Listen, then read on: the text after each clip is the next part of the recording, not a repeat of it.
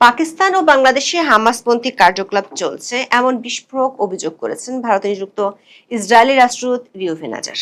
ভারতীয় সংবাদ মাধ্যম এনডিটিভিকে দেওয়া এক্সক্লুসিভ সাক্ষাৎকারে তিনি দাবি করেছেন, মধ্যপ্রাচ্যের বাইরে হামাসের প্রভাব বিস্তারের আশঙ্কা প্রকাশ করে এ বিষয়ে উদ্বেগও জানিয়েছেন তিনি। ইসরায়েলি দূত দাবি করেছেন, 2023 সালের 7 অক্টোবর ইসরায়েলে হামাসের হামলার পর থেকে বাংলাদেশ ও পাকিস্তানে হামাসের কর্মকাণ্ড পর্যবেক্ষণ করছে ইসরায়েল। তবে এ দাবির পক্ষে সুনির্দিষ্ট কোনো তথ্য প্রমাণ উপস্থাপন করেননি ইসরায়েলের দূত, যার দেশের বিরুদ্ধে গাজায় ভয়াবহ গণহত্যা চালানোর অভিযোগ রয়েছে। বিভিন্ন আন্তর্জাতিক নথি ও ভাইরাল হওয়া ভিডিওতে 2024 সালের শেষ দিক থেকে পাকিস্তানের জঙ্গি সংগঠনগুলোর অনুষ্ঠানে হামাসের প্রভাবশালী নেতাদের উপস্থিতির প্রমাণ পাওয়া যায়। কিন্তু বাংলাদেশের কোনো সংগঠনের সাথে আন্তর্জাতিক প্রভাবশালী দেশগুলোর ব্ল্যাক লিস্টেড সংগঠন হামাসের সম্পর্ক আছে এমনটা এর আগে কখনোই শোনা যায়নি। ফলে ইসরায়েলি রাষ্ট্রদূতের এমন প্রকাশ্য মন্তব্য বাংলাদেশের জন্য নতুন করে কি কোনো উদ্বেগের জন্ম দিচ্ছে? কারণ এই মুহূর্তে পশ্চিমা বিশ্বের জন্য সবচেয়ে বড় একটি আতঙ্কের নাম হামাস। অবশ্য ইসরায়েলি রাষ্ট্রদূতের এমন মন্তব্যের প্রেক্ষিতে বাংলাদেশ সরকারের কোনো প্রতিক্রিয়া পাওয়া যায়নি। বিস্তারিত জানতে চলুন যাওয়া যাক বিশ্লেষণে।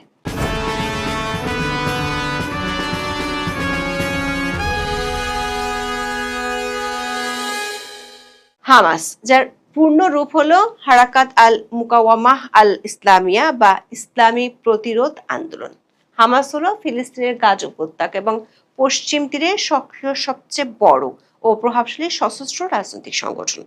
হামাসের আনুষ্ঠানিক যাত্রা শুরু হয় 1987 সালের ডিসেম্বর মাসে প্রথম ফিলিস্তিনি গণ অভ্যুত্থান বা ইন্তেফাদার সূচনা লগ্নে। মিশরের ঐতিহ্যবাহী ইসলামী আন্দোলন মুসলিম ব্রাদারহুডের ফিলিস্তিনি শাখা থেকে এই সংগঠনের উৎপত্তি ঘটে। হামাসের প্রতিষ্ঠাতা ছিলেন শেখ আহমেদ ইয়াসিন, যিনি একজন পক্ষপাতগ্রস্ত ফিলিস্তিনি ধর্মীয় নেতা ও সমাজকর্মী ছিলেন। হামাস গঠনের মূল উদ্দেশ্য ছিল একদিকে ফিলিস্তিনি জনগণের মধ্যে ব্রাদারহুডের রাজনৈতিক ভিত্তি পুনরুদ্ধার করা, অন্যদিকে ইসরায়েলি দখলের বিরুদ্ধে একটি সরাসরি সশস্ত্র প্রতিরোধ গড়ে তোলা। 1988 সালে হামাস তাদের প্রথম আনুষ্ঠানিক সনদ বা চার্টার প্রকাশ করে। সনদে ইসরায়েল রাষ্ট্রের সম্পূর্ণ ধ্বংস এবং এর পরিবর্তে জর্ডান নদী থেকে ভূমধ্যসাগর পর্যন্ত একটি স্বাধীন ইসলামী রাষ্ট্র প্রতিষ্ঠার আহ্বান জানানো হয়। শান্তি আলোচনা বা কূটনৈতিক আপোষ প্রক্রিয়াকে সরাসরি প্রত্যাখ্যান করে কেবল জিহাদ বা সশস্ত্র সংগ্রামের মাধ্যমে ফিলিস্তিন মুক্ত করার ঘোষণা দেওয়া হয়। এই কট্টর অবস্থানের কারণে 1990-এর দশকে অসলো শান্তি চুক্তি স্বাক্ষরিত হওয়ার পর হামাস তার বিরোধিতা করে এবং একের পর এক আত্মঘাতী বোমা হামলা চালিয়ে শান্তি প্রক্রিয়াকে নস্যাৎ করার চেষ্টা করে। ফলশ্রুতিতে 1997 সালে মার্কিন যুক্তরাষ্ট্রের পররাষ্ট্র দপ্তর হামাসকে একটি বিদেশি সশস্ত্র সংগঠন বা এফটিও হিসেবে তালিকাভুক্ত করে। পরবর্তীতে ইউরোপীয় ইউনিয়ন, যুক্তরাজ্য, জাপান এবং ইসরায়েলও সংগঠনটিকে সম্পূর্ণভাবে নিষিদ্ধ করে। 2004 সালে ইসরায়েলি বিমান হামলায় শেখ আহমেদ ইয়াসিন নিহত হওয়ার পর সংগঠনের নেতৃত্বে পরিবর্তন আসে। 2006 সালে হামাস ফিলিস্তিনি আইনসভা নির্বাচনে অংশ নেয় এবং দীর্ঘদিনের শাসক দল ফাতাহকে আকস্মিকভাবে পরাজিত করে সংখ্যাগরিষ্ঠতা অর্জন করে। এই বিজয়ের পর ধর্মনিরপেক্ষ ফাতাহ এবং ইসলামপন্থী হামাসের মধ্যে ক্ষমতার দ্বন্দ্ব সহিংস রূপ ধারণ করে। 2007 সালে একটি সংক্ষিপ্ত কিন্তু অত্যন্ত রক্তক্ষয়ী গৃহযুদ্ধের মাধ্যমে হামাস ফাত্তাহ বাহিনীকে গাজা উপত্যকা থেকে বিতাড়িত করে এবং গাজার সম্পূর্ণ প্রশাসনিক ও সামরিক নিয়ন্ত্রণ নিজের হাতে তুলে নেয়। এরপর থেকে গাজা উপত্যকা হামাসের দে ফ্যাক্টো শাসনাধীনে চলে যায় এবং পশ্চিম তীর ফাত্তাহ নিয়ন্ত্রিত ফিলিস্তিনি কর্তৃপক্ষের অধীনে থেকে যায়। 2023 সালের 7 অক্টোবর হামাসের সামরিক শাখা ইজ আদ-দিন আল-কাসাম ব্রিগেড ইসরায়েলে ঢুকে নজিরবিহীন বহুমুখী হামলা চালায়। এটি ছিল সংগঠনটির ইতিহাসের সবচেয়ে ভয়াবহ ও সুদূর প্রসারী অভিযান। এই হামলার পর ইসরায়েল হামাসকে সম্পূর্ণ নির্মূল করার লক্ষ্যে গাজায় ব্যাপক সামরিক অভিযান শুরু করে, যা এই অঞ্চলের ভূ রাজনীতিকে সম্পূর্ণরূপে বদলে দেয়। গাজার স্বাস্থ্য মন্ত্রণালয় এবং আন্তর্জাতিক সংবাদ মাধ্যমগুলোর প্রতিবেদন অনুযায়ী ওই অভিযানের শুরু থেকে গাজায় ইসরায়েলি হামলায় 73,000-এর বেশি মানুষ নিহত হয়েছে, আর তাদের মধ্যে নারী ও শিশুর সংখ্যাই বেশি। ওই বছর ডিসেম্বরে জাতিসংঘের সর্বোচ্চ আদালত ইন্টারন্যাশনাল কোর্ট অফ জাস্টিসে ইসরায়েলের বিরুদ্ধে মামলা করে দক্ষিণ আফ্রিকা। বিশ্বের বেশ কয়েকটি দেশ তাতে সমর্থন দেয়। 2025 সালের অক্টোবরে একটি যুদ্ধবিরতি চুক্তি কার্যকর হওয়ার কথা থাকলেও ইসরায়েলের হামলা পুরোপুরি বন্ধ হয়নি। প্রশ্ন হলো, ইসরায়েলি রাষ্ট্রদূত যে অভিযোগ করেছেন তার আদৌ কোনো ভিত্তি আছে কিনা? মানে হামাসের কি ফিলিস্তিন কিংবা মধ্যপ্রাচ্যের বাইরে শক্তিশালী কোনো নেটওয়ার্ক আছে? ইউএস ট্রেজারি এবং বিভিন্ন ইন্টারন্যাশনাল গোয়েন্দা প্রতিবেদনের তথ্য অনুযায়ী হামাসের বার্ষিক বাজেট $100 মিলিয়ন উপরে। এই বিপুল পরিমাণ অর্থ সংগ্রহ, স্থানান্তর ও ব্যবস্থাপনার জন্য সংগঠনটি একটি বহুমুখী কৌশল অবলম্বন করে। হামাসের সবচেয়ে বড় এবং গুরুত্বপূর্ণ অর্থ ও সামরিক অস্ত্রের যোগানদাতা হলো ইরান। ইরান প্রতি বছর হামাস এবং তাদের সহযোগী সংগঠন Palestine Islamic জিহাদকে crore crore dollar সরাসরি নগদ অর্থ হিসেবে দেয়। পাশাপাশি উন্নত মানের রকেট, ড্রোন ও সামরিক প্রশিক্ষণ সরবরাহ করে। কাতার দীর্ঘকাল ধরে হামাসের রাজনৈতিক নেতৃত্বকে আশ্রয় দিয়েছে। অন্যদিকে তুরস্ক হামাসকে রাজনৈতিক সমর্থন দেওয়ার পাশাপাশি তাদের আর্থিক প্রতিষ্ঠান ও রিয়েল এস্টেট ব্যবসায় বিনিয়োগের সুযোগ করে দিয়েছে। হামাসের অর্থায়নের সবচেয়ে জটিল এবং বিতর্কিত মাধ্যম হলো মানবিক দাতব্য সংস্থা ও এনজিও ছদ্মবেশে বিশ্বজুড়ে তহবিল সংগ্রহ করা। ইউরোপ, উত্তর আমেরিকা, মধ্যপ্রাচ্য এবং এশিয়ার বিভিন্ন দেশে তারা এমন কিছু দাতব্য সংস্থা গড়ে তুলেছে যা আপাত দৃষ্টিতে গাজার অনাথ শিশু, বিধবা নারী এবং হাসপাতালগুলোর জন্য মানবিক সাহায্য সংগ্রহ করে। যেমন যুক্তরাষ্ট্রে অবস্থিত হোলি ল্যান্ড ফাউন্ডেশন ছিল হামাসের একটি প্রধান অর্থায়নকারী ফ্রন্ট, যা 2001 সালে মার্কিন প্রশাসন বন্ধ করে দেয়। সাম্প্রতিক সময়ে তুরস্কের ফিলিস্তিন ভাকফি, ইতালির লা কুপোলা দোরো, ইউরোপের ইজরা ফাউন্ডেশন এবং গাজা ভিত্তিক আল উয়াম চ্যারিটেবল সোসাইটি এর মতো প্রতিষ্ঠানগুলোকে হামাসের সামরিক শাখার সাথে আর্থিক সম্পর্ক থাকার কারণে মার্কিন ও ইউরোপীয় নিষেধাজ্ঞা মোকাবেলা করতে হয়েছে। বিভিন্ন আন্তর্জাতিক রিপোর্টের তথ্য অনুযায়ী হামাসের ভৌগোলিক ফোকাস ঐতিহাসিকভাবে মধ্যপ্রাচ্য ও উত্তর আফ্রিকাতে সীমাবদ্ধ ছিল, কিন্তু গত 2 দশকে তারা এশিয়ার অন্যান্য অঞ্চলেও নিজেদের রাজনৈতিক ও পরোক্ষ কার্যক্রমের পরিধি বিস্তার করেছে। বিশেষ করে দক্ষিণ পূর্ব এশিয়ার মালয়েশিয়া এবং ফিলিপাইন, ইন্দোনেশিয়ার কিছু অংশে তাদের উপস্থিতি নতুন কোনো ঘটনা নয়। দক্ষিণ পূর্ব এশিয়ায় হামাসের সবচেয়ে নিরাপদ ও সক্রিয় ঘাঁটি হলো মালয়েশিয়া।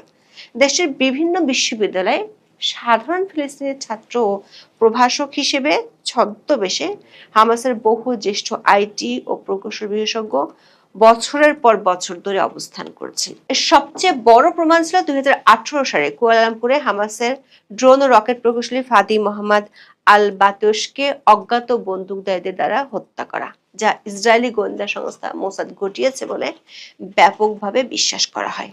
2014 সালে ইসরায়েলের হাতে আটক হওয়া এক হামাস কমান্ডার স্বীকার করেছিলেন মালয়েশিয়া অবস্থানকালে তিনি ও তার 10 জন সহযোদ্ধা মোটরাইজড হ্যাং গ্লাইডার চালানোর বিশেষ সামরিক প্রশিক্ষণ পেয়েছিলেন।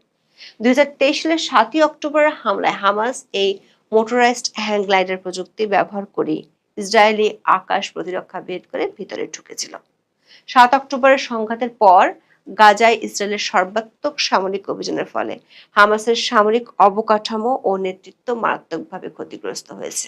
এর ফলে সংগঠনটি তাদের রাজনৈতিক টিকে থাকা এবং সামরিক সক্ষমতা পুনর্গঠনের জন্য মধ্যপ্রাচ্যের বাইরে বিকল্প আশ্রয়ের সন্ধান করছে। এমন পরিস্থিতিতে ইসরায়েলের রাষ্ট্রদূত রিওভে নাজার এনডিটিভির সাথে সাক্ষাৎকারে পাকিস্তানের বিরুদ্ধে অভিযোগ করেছেন।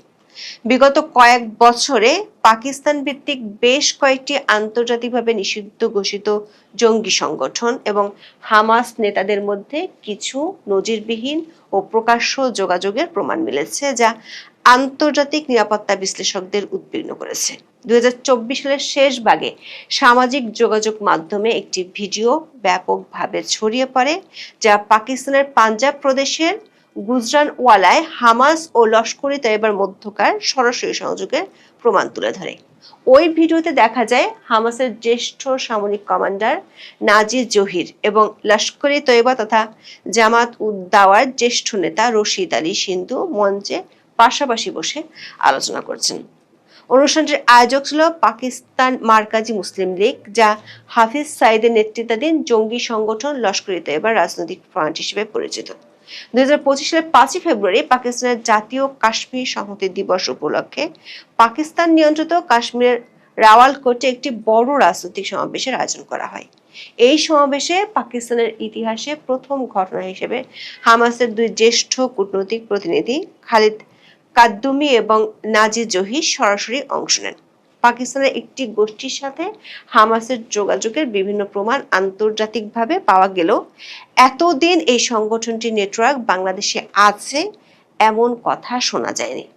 কিন্তু এনডিটিভির সিনিয়র এক্সিকিউটিভ এডিটর আদিত্য রাজ কাওয়ালকে দেওয়া এক সাক্ষাৎকারে ভারতে নিযুক্ত ইসরায়েলি রাষ্ট্রদূত রিউভেন আজার বাংলাদেশ ও পাকিস্তানে ফিলিস্তিনি স্বাধীনতাকামী সংগঠন হামাসের তৎপরতা বিস্তারের অভিযোগ তুলেছেন। ওই সাক্ষাৎকারে তিনি বলেছেন, 2023 সালের 7 অক্টোবর ইসরায়েলে হামাসের হামলার পর থেকে বাংলাদেশ ও পাকিস্তানের সংগঠনটির কর্মকাণ্ড পর্যবেক্ষণ করছে ইসরায়েল। তবে এ দাবির পক্ষে সুনির্দিষ্ট কোনো তথ্য প্রমাণ উপস্থাপন করেননি ইসরায়েলি দূত, যার দেশের বিরুদ্ধে গাজায় ভয়াবহ গণহত্যা চালানোর অভিযোগ রয়েছে। ইসরায়েলি রাষ্ট্রদূত বলেছেন, তারা পাকিস্তান ও বাংলাদেশে হামাসের কার্যকলাপ পর্যবেক্ষণ করছেন। তার দাবি, কিছু তথ্য প্রকাশ্যে পাওয়া গেলেও আরো কিছু কর্মকাণ্ড জনসম্মুখে নাও থাকতে পারে। হামাস যেভাবে ইসরায়েলে হামলা করেছিল, চরমপন্থী সংগঠনগুলো সেই একই মডেলে অন্য কোথাও হামলার পরিকল্পনা করতে পারে বলেও সতর্ক করেন ইসরায়েলি দূত। আজার বলেন, এ ধরনের পরিস্থিতি এই অঞ্চলের সরকারগুলোর জন্য উদ্বেগের কারণ হওয়া উচিত এবং এ বিষয়ে তারা ভারতীয় কর্তৃপক্ষের সঙ্গে নিজেদের উদ্বেগ নিয়ে আলোচনা করেছেন। ইসরায়েলি রাষ্ট্রদূতের এই তথ্য সত্য হলে বোঝা যাচ্ছে তারা অন্তত গত 2 বছর ধরে বাংলাদেশ ও পাকিস্তানে হামাসের কার্যক্রম পর্যবেক্ষণ করছে এবং সেসব তথ্য ভারতকে দিয়েছে। বিশেষজ্ঞরা মনে করেন, ইসরায়েলি রাষ্ট্রদূতের এই বক্তব্য আন্তর্জাতিক পর্যায়ে এরই মধ্যে ছড়িয়ে পড়েছে, ফলে বাংলাদেশের জন্য বিষয়টি নতুন করে কনসার্ন তৈরি করবে। কারণ মার্কিন যুক্তরাষ্ট্র, ইউরোপীয় ইউনিয়ন, যুক্তরাজ্য এবং কানাডা, যারা বাংলাদেশের তৈরি পোশাক খাতের সবচেয়ে বড় আমদানিকারক এবং প্রধান উন্নয়ন সহযোগী, তারা হামাসকে সম্পূর্ণ সন্ত্রাসী সংগঠন হিসেবে বিবেচনা করে। হামাস মৌলিকভাবে মিশরের মুসলিম ব্রাদারহুড মহাদেশের একটি অংশ। বাংলাদেশে একটি বড় ইসলামিক রাজনৈতিক দল মুসলিম ব্রাদারহুডের আদর্শে বিশ্বাসী। ওই দলটির ছাত্র সংগঠনের নেতাদের সাথে মধ্যপ্রাচ্যের একটি দেশ এবং পাকিস্তানের সমমনা ছাত্র সংগঠনের সাথে ভালো সম্পর্ক আছে। আবার পশ্চিমা অনেক দেশ গত কয়েক বছরের আনসারুল্লাহ বাংলা টিম, জামায়াতুল মুজাহিদিন বাংলাদেশ, হিজবুত তাহরির সহ অনেক জঙ্গি সংগঠনকে নিষিদ্ধ করেছে। এসব সংগঠনের সাথে পাকিস্তানের লস্কর-ই-তৈয়বার সংযোগ আছে এমন তথ্য বহু আন্তর্জাতিক রিপোর্টে প্রকাশিত হয়েছে। পাকিস্তানের লস্কর-ই-তৈয়বার সাথে আবার হামাসের ঘনিষ্ঠ সম্পর্ক আছে। অবশ্য ইসরায়েলি রাষ্ট্রদূত তার সাক্ষাৎকারে যেভাবে পাকিস্তানের বিরুদ্ধে বলেছেন, একইভাবে বাংলাদেশের বিরুদ্ধে বলেননি। পাকিস্তানের সরকারি মহলের একাংশের বিরুদ্ধে ইহুদি বিদ্বেষী বয়ান ছড়ানোর অভিযোগ আনেন ইসরায়েলি রাষ্ট্রদূত।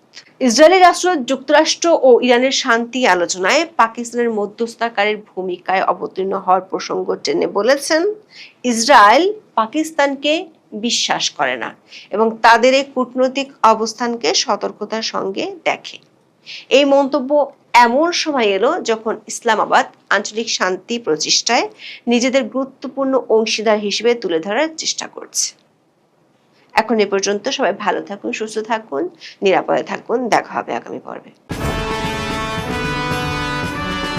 আসসালামু আলাইকুম রাহমাতুল্লাহি ওয়া বারাকাতুহু। সম্মানিত দর্শক, মধ্যপ্রাচ্যের যে প্রলয়ঙ্কারী যুদ্ধ, যে যুদ্ধ সারা পৃথিবীকে আতঙ্কগ্রস্ত করে তুলেছিল এবং এই যুদ্ধের প্রতিক্রিয়াতে যা তৈরি হয়েছিল একটি বিশ্বযুদ্ধ এবং একটি তৃতীয় বিশ্বযুদ্ধ, যে সম্ভাবনা তৈরি হয়েছিল, যে আতঙ্ক তৈরি হয়েছিল, সেটি আপাতত নেই। আমেরিকা এবং ইরান একটি ঐতিহাসিক চুক্তি স্বাক্ষর করেছে, সমঝোতামূলক যুদ্ধ বন্ধের চুক্তি, পার্মানেন্ট চুক্তি। কয়েকটি ধাপ আছে, প্রাথমিক ধাপটি শুরু হয়ে গেছে সঙ্গে সঙ্গে। তো এই যে পৃথিবী একটা ভয়াবহ যুদ্ধ থেকে রক্ষা পেল, আল্লাহ আমাদের সহযোগিতা করলেন, পৃথিবীবাসীকে রক্ষা করলেন, এবং এর ফলে বাংলাদেশের মতো দরিদ্র রাষ্ট্র তারা বেঁচে গেল। আমাদের ফুয়েল ক্রাইসিস, মধ্যপ্রাচ্যে আমাদের শ্রমিক সংকট, শ্রমিক পাঠানো, আমাদের এক্সপোর্ট, আমেরিকার ইকোনমি ধসে পড়ার কারণে আমাদের এক্সপোর্ট যেভাবে ধ্বংস হয়ে যাচ্ছিল, সেই জায়গা থেকে আমরা আবার রিগেইন করতে যাচ্ছি। বাংলাদেশ খুব দ্রুত নতুন কর্মসংস্থান শুরু হবে। ইরান পুনর্গঠন করা থেকে শুরু করে মধ্যপ্রাচ্য পুনর্গঠনে প্রচুর পরিমাণ শ্রমিক দরকার হবে, এবং আমাদের সেখানে অ্যাটলিস্ট নতুন করে আরো 20 থেকে 25 লাখ লোকের কর্মসংস্থান হবে। অন্যদিকে আমেরিকাও মানে এখন আর আগের মতো দাম্ভিকতা দেখাবে না, তারা লিবারেল হবে, অনেক বেশি লিবারেল হবে। তাদের বায়াররা, তাদের সবাই, তাদের অ্যাডমিনিস্ট্রেশন সেই লিবারেল একটা অবস্থার মধ্যে আমেরিকার সঙ্গে আমাদের যে কোঅপারেশন, ব্যবসা বাণিজ্য, সেটা বাড়তে থাকবে, এটা মনে হচ্ছে। আর মনে হওয়ার কারণে সবার আগে মহান আল্লাহ রাব্বুল আলামিনের কাছে শুকর গুজার করছি, বলছি আলহামদুলিল্লাহ, রব্বানা লাকাল হামদ হামদান কাসিরান তয়্যিবান মুবারাকান ফীহি। দোয়া করছি, আল্লাহ তুমি এই পৃথিবীকে রক্ষা করো, এই পৃথিবীকে রক্ষা করো, মুসলমানদেরকে রক্ষা করো, পৃথিবীর সমস্ত বিশ্বাসী, সে যে ধর্মের হোক, আল্লাহ তুমি তাদেরকে রক্ষা করো। এই পৃথিবীর যত ভালো মানুষ যারা হয়তো হেদায়েতের পথে আছে, আল্লাহ তুমি তাদেরকে রক্ষা করো, এবং একটা যুদ্ধ মুক্ত পৃথিবী দাও আমাদেরকে। আমাদের যে জেনারেশন, আমাদের পরবর্তী জেনারেশন, আরো কিয়ামত পর্যন্ত যারা থাকবে, আল্লাহ তোমার নাম যারা নেয়, আল্লাহ তুমি তাদেরকে নিরাপদ রাখো, এই দোয়া করছি। এই যুদ্ধ যখন শুরু হলো, পৃথিবীর সব মানুষ যারা ধর্মকর্ম করেন, ইসলাম ধর্মে বিশ্বাসী, তারা মোরাললেস শিয়া সুন্নি বিভেদ ভুলে গিয়ে সবাই দোয়া করেছে আমেরিকার জন্য, মানে ইরানের জন্য, এবং ইসরায়েল এবং আমেরিকার জন্য সবাই অভিসম্পাত করেছে। আর যারা ইতিহাস জানেন, তারা সবাই বলেছে এই যুদ্ধে আমেরিকা পরাজিত হবে। এবং যারা এই সমস্ত কথাবার্তা বলেছেন, আমি ক্ষুদ্র মানুষ, কিন্তু তারপরেও আমি কথাগুলো বলেছি। ইরান নিয়ে আমার যে পড়াশোনা, সেই পড়াশোনাতে যখন ইরানের প্রথম ডাইনেস্টি শুরু হলো, প্রথমত এখানে একটা সভ্যতা তৈরি হয়েছে। আপনারা জানেন যে ব্যাবিলন সভ্যতা, মেসোপটেমিয়া সভ্যতা, আশেরীয় সভ্যতা, এই সভ্যতাগুলো মানে এমন একটা সময় তৈরি হয়েছে যখন আসলে মানে ইতিহাস লেখা হয়নি, তখন থেকে এই সভ্যতাগুলো তৈরি হয়েছে। এবং সেই সভ্যতার সঙ্গে সঙ্গে কন্টেম্পোরারি, মানে ব্যাবিলন, আশেরীয় এবং যাকে বলা হয় সেমেটিক জাতিগোষ্ঠীর গঠন এবং সভ্যতা, এই সবই কিন্তু ইরান কেন্দ্রিক। এর বাইরে মানে যেমন প্রাচীন যখনই রাজত্ব শুরু হয়েছে, তখন একটা গ্লোবাল, মানে আপার ইজিপ্ট এবং লোয়ার ইজিপ্ট এবং উত্তর আফ্রিকা, লিবিয়া, আবিসিনিয়া, এসব এলাকা নিয়ে ইজিপ্ট মানে মিশরীয় সভ্যতা, আর সিরিয়া, তারপর ইয়ামেন, এরপর ইরাক, এরপর কুয়েত, এরপর পশ্চিম তীর, গাজা, জেরুজালেম, নাবলুস, নুফুত, হাইল, এই পুরো যে একটা রেজিয়ন রয়েছে, এটিকে বলা হয় বালাদে শাম, শাম রাজত্বের অধীনে একটা এলাকা। এবং এখানে পারস্য সাহিত্য, পারস্য কৃষ্টি এবং কালচারের অধীন অনেকগুলো ভাষা তৈরি হয়েছে। তার মধ্যে সেমেটিক ভাষা, হিব্রু ভাষা, ফার্সি ভাষা, আরবি ভাষা। তো এই যে সভ্যতা, সেই সভ্যতা কন্টেম্পোরারি আরেকটি সভ্যতা ছিল সেটা হলো ইজিপশিয়ান, যাকে বলা সিভিলাইজেশন। আর এদিকে ধরেন পাক ভারতে মহেঞ্জোদারো এবং হরপ্পা সভ্যতা। আর ইউরোপে তখন শুরু হয়েছিল আর্য সভ্যতা। এই তো পৃথিবীর ইতিহাস। সেখান থেকে আসলো, চীন দেশে আসলো ফার্স্ট কিং শি হুয়ানটি। পুরো মধ্যপ্রাচ্যে প্রথম সম্রাট শারগন দ্য গ্রেট। এই শুরু হলো রাজনীতির ইতিহাস, শি হুয়ানটি, শারগন দ্য গ্রেট। আর ইউরোপে এবং ভারতে ঠিক ওইরকম রাজাদের ইতিহাস গল্প সাহিত্যে পাওয়া যায়, যেটা অডিসি, ইলিয়াড এবং রামের রামায়ণ এবং মহাভারতে। কিন্তু ওই সমসাময়িক কালে, অর্থাৎ যখন শারগন দ্য গ্রেট ছিল, শি হুয়ানটি ছিল, ঠিক ওই সময় কিন্তু ভারতের যে রাজত্ব এবং রাজনীতি বা ইউরোপের রাজত্ব বা রাজনীতি, তার কোনো লিখিত ইতিহাস নেই, কিন্তু ওদের ইতিহাস আছে। পারস্যের ইতিহাস প্রথম আমরা যেটা জানতে পারি সেটা হলো হিরোডোটাসের লেখার মাধ্যমে, এবং দ্যাট ওয়াজ ইন্ট্রোডিউসড বাই যাকে বলা হয় সাইরাস দ্য গ্রেট, যাকে দ্বিতীয় সাইরাস বলা হয়। তো সাইরাস দ্য গ্রেট খ্রিস্টের জন্মের 550 বছর আগে তার আবির্ভাব হয়, মানে আজ থেকে 2500 বছর আগে বা 2600 বছর আগে। তো তখন থেকে এই জাতিটি আজকে পর্যন্ত অজেয়। তখন থেকে এই জাতিটি ইতিহাসের অন্তত মোর দেন 1000 ইয়ার্স, 1000 বছর ধরে কখনো টানা, কখনো বিভিন্ন শেইভে সারা পৃথিবী ডমিনেট করেছে। ইউরোপ ডমিনেট করেছে, আমেরিকা ডমিনেট করেছে, তারা অটোমান সম্রাটকে ডমিনেট করেছে, মধ্যপ্রাচ্য ডমিনেট করেছে। ফলে ওদের রক্তের মধ্যে একটা রাজসিকতা আছে, ওদের রক্তের মধ্যে একটা কৌশল আছে, ওদের রক্তের মধ্যে একটা সাহস আছে, ওদের রক্তের মধ্যে শাসন করার অনুপম যোগ্যতা রয়েছে, ওদের রক্তের মধ্যে ডিপ্লোম্যাসি, কূটনীতি করার যোগ্যতা রয়েছে। মহাবিপদের মধ্যে তারা হাসতে পারে।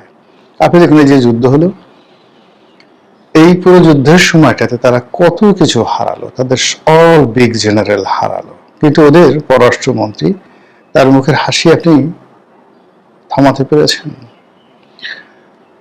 একেবারে শেষ সময় পর্যন্ত ওদের ধর্মীয় নেতা আয়াতুল্লাহ আলী খামেনি কিংবা তার পুত্র মোস্তফা খামেনি, আপনি তাদের বক্তব্য বন্ধ করতে পেরেছেন? সেখানে এই যুদ্ধের সময় বেঈমান কাফের মুনাফিক তৈরি করার চেষ্টা করা হয়েছে, মীর জাফর তৈরি করার চেষ্টা করা হয়েছে, হয়নি। বিকজ কিছু জাতি রয়েছে, কিছু রক্ত রয়েছে, কিছু ভূমি রয়েছে যারা মীর জাফর কখনো তৈরি করে না। নেভার এভার তারা কখনো মীর জাফর তৈরি করে না। সেখানে অনেক মোসাদের এজেন্ট আছে, তারা ধরা পড়ে, তারা কখনো মীর জাফরের মতো, মোশতাকের মতো রাষ্ট্র ক্ষমতায় বসতে পারে না। ওখানে যারাই আসে, সেটা আলী, ইভেন রেজা শাহ পাহলভীর মতো লোকও যখন আসে, তাদের প্রথম থাকে ইরানিয়ান ডাইনেস্টি, ইরানিয়ান জাতীয়তাবাদ। তো এই জাতিকে আসলে কেউ দাবিয়ে রাখতে পারে না। অন্যদিকে সেই তুলনায় যদি আপনি আমেরিকার ইতিহাস ধরেন, as a student of history, as a student of philosophy, political philosophy, তো সেই দিক থেকে আসলে আমেরিকার যে ইতিহাস, সেই ইতিহাসটা তারা আসলে একটা সুযোগ পেয়ে গেছে, প্রকৃতির একটা সুযোগ। The geography, the world politics, the environment, সব মিলিয়ে তারা একটা সুযোগ পেয়েছে। সেই সুযোগের সদ্ব্যবহার করে তারা এখনো পর্যন্ত লিজেন্ডারি, মানে তাদের সৃষ্টি থেকে এখন পর্যন্ত তাদের নিজের দেশে ওয়াশিংটন তৈরি হয়েছে, তাদের নিজের দেশে John F Kennedy, Abraham Lincoln তৈরি হয়েছে, অনলি ফর দেয়ার টেরিটরি। কিন্তু বাকি দুনিয়ার জন্য উদাহরণ তৈরি করার মতো তাদের একজন সম্রাট দারায়ুস, তাদের একজন সম্রাট জার্কশেস, তাদের একজন সম্রাট যাকে বলা হয় সুলেমান দ্য ম্যাগনিফিসেন্ট, তাদের মধ্যে ফ্রান্সের সম্রাট শার্লেমেন, তাদের মধ্যে এলিজাবেথ, প্রথম এলিজাবেথ, এরকম একজন বিশ্ব মানব আমেরিকার ইতিহাসে তৈরি হয়নি যে কিনা তাদের ভূখণ্ডের বাইরে গিয়ে পৃথিবীর জন্য কিছু একটা করেছেন। কিন্তু আপনি যদি নেপোলিয়নকে ধরেন, জুলিয়াস সিজারকে ধরেন, আপনি যদি হানিবলকে ধরেন, আপনি যদি ওই যে পারস্যের যাদের নাম বললাম তাদের ধরেন, ইবনে মুহাম্মদ রাসূলুল্লাহ সাল্লাল্লাহু আলাইহি সাল্লামের জমানাতে, তার জন্মের সময়টাতে যিনি পারস্য সম্রাট ছিলেন নওশেরওয়া, কিংবা পারস্যের অন্যান্য যে সকল মহামানব ছিলেন, তারা শুধুমাত্র পারস্যের জন্য করেনি, দুনিয়ার জন্য করেছেন, সারা ওয়ার্ল্ডের জন্য করেছেন। তো যে জাতি হাজার হাজার বছর ধরে পৃথিবীর জন্য কাজ করে, পৃথিবীর উন্নয়ন ঘটায়, নিজের জাতির উন্নয়ন ঘটায়, দেশের উন্নয়ন ঘটায়, সেই জাতিকে কখনই কোনো আর্টিফিশিয়াল ইন্টেলিজেন্স দিয়ে, কোনো হাইব্রিড নেশন দিয়ে কখনই তাদেরকে দমন করা যায় না। এই আমার ইতিহাসের জ্ঞান, এই জ্ঞান থেকে আমি একেবারে শতভাগ নিশ্চিত ছিলাম যে এখানে ইরান জয়লাভ করবে। ইরান জয়লাভ করেছে এবং ইরানের উপরে সেই 1979 সন থেকে এখন পর্যন্ত যে মার্কিন যুক্তরাষ্ট্রের স্টিম রোলার চলেছে, যে ক্ষয়ক্ষতি হয়েছে এই যুদ্ধের ফলে, ইরান সবকিছু সুদে আসলে আদায় করে নিয়েছে এবং আগামীতে তার পরাশক্তি হওয়া এবং সবকিছু আদায় করে নেওয়া যে সময়ের বিষয়। এই জাতি আবার ঘুরে দাঁড়িয়েছে। এর থেকে যেটি হয় যে আসলে কখনো কখনো সাহস দেখানোটা মানুষের জন্য ফরজে আইন। কোনো কোনো জাতির জন্য কখনো কখনো যুদ্ধ করাটা তার অস্তিত্বের জন্য প্রয়োজন, কখনো মাথা উঁচু করে দাঁড়াতে হয়। কিন্তু সেইগুলো করার আগে ইরানের মতো বুদ্ধি, যোগ্যতা, প্রজ্ঞা, কৌশল অবলম্বন করতে হয়। তারা 1979 সন থেকে 2025 সন পর্যন্ত ধৈর্য ধারণ করেছে। তারা কন্টিনিউয়াসলি যুদ্ধ করেছে, আমেরিকার মদতে ইরানের সাথে যুদ্ধ করেছে, ইরাকের সাথে যুদ্ধ করেছে, আমেরিকার মদতে তারা যাকে বলা হয় এই সৌদি আরব, কাতার, দুবাই, এদের অর্থনৈতিক যুদ্ধ করেছে এদের সঙ্গে। তাদের পাড়া প্রতিবেশী যারা আছে, পার্শ্ববর্তী রাষ্ট্র, সবাইকে তাদের বিরুদ্ধে লেলিয়ে দেওয়া হয়েছে। এই সব কিছুর বিরুদ্ধে আত্মমর্যাদা রেখে, ধৈর্য ধারণ করে, মাথা ঠান্ডা রেখে তারা যে সামরিক প্রযুক্তিতে যেভাবে এগিয়েছে, যেভাবে তাদের বাহিনীকে ইফেক্টিভ করে ফেলেছে, যেভাবে তারা প্রক্সি ওয়ার, যুদ্ধ চালানোর জন্য পুরো মধ্যপ্রাচ্য জুড়ে যে শক্তিশালী অনেকগুলো সশস্ত্র গ্রুপ তারা তৈরি করে ফেলেছে, হিজবুল্লাহর মতো প্রতিষ্ঠান তারা তৈরি করে ফেলেছে, হুতিদের মতো প্রতিষ্ঠান তৈরি করে ফেলেছে, হামাসের মতো প্রতিষ্ঠান তারা তৈরি করে ফেলেছে। এরকম আমেরিকা পারেনি। আমেরিকা পারেনি। না পেরে তারা শুধুমাত্র তাদের যে রেগুলার ফোর্স, এই রেগুলার ফোর্স দিয়ে যে যুদ্ধ, এটা 15 দিন চলতে পারে, কিন্তু লং রানে গেরিলা যুদ্ধ করার জন্য আপনার যে বাহিনী লাগে, কনভেনশনাল বাহিনীর বাইরে চলে যেতে হয়। এটা আমরা ভিয়েতনাম যুদ্ধে দেখেছি, এটি আমরা সেই কিউবার যুদ্ধে দেখেছি, অ্যাঙ্গোলার যুদ্ধে দেখেছি। তো সেক্ষেত্রে এই যে কনভেনশনাল যে যুদ্ধ রয়েছে তার বাইরে গিয়ে নন কনভেনশনাল যুদ্ধ চালানোর জন্য যে সক্ষমতা, যেটা ইরান তৈরি করে ফেলেছে, এবং সেটা যদি আমেরিকার তো ভাগ্য ভালো যদি সেই যুদ্ধে তারা যেত, যে দুর্ভোগ দুর্দশায় তারা আফগানিস্তানে পড়েছিল তার চেয়ে 100 গুণ দুর্ভোগ দুর্দশা নিয়ে তাদেরকে ইরান থেকে আসতে হতো। আমেরিকাকে আল্লাহ সেভ করেছেন, ইরানকে সেভ করেছেন, বিশ্ববাসীকে সেভ করেছেন। আল্লাহর কাছে প্রার্থনা, আল্লাহ এই যুদ্ধের ফলে ওদের যা ক্ষয়ক্ষতি হয়েছে এগুলো কাটিয়ে দিন।